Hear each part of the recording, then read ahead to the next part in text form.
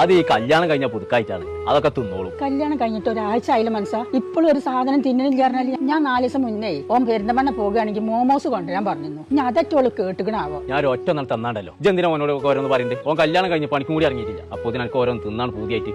കഞ്ഞും ചോറും കുടിച്ചാൽ പോലെ പനിക്ക്. ചെറുക്കം വരുന്നുണ്ട്. ഞാൻ ഓനോട് ഇതിന്റെ കൂട്ടൊന്നും പറയണ്ട. അതെന്റെ മട്ടം പോലെ ഞാൻ ചോദിച്ചാൽ മനസ്സിലായിക്കോളാം. പനൊട്ടി ഇവിടെ വന്നാ എന്താ അത്? എന്ത്?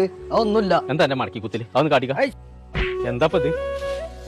ബ്രോസ്റ്റ് ആണല്ലോ. എന്റെ പെണ്ണുങ്ങൾക്ക് കൊടുന്നേക്കാരല്ലേ? എടാ എന്റെ അമ്മ ഒരു 4 ദിവസം മുന്നേ എന്നോട് പെരിന്തൽമണ്ണ അങ്ങാടിക്ക് പോവുകയാണെങ്കിൽ മോമോസ് എന്തോ കൊണ്ടുവരാൻ പറഞ്ഞില്ലേ?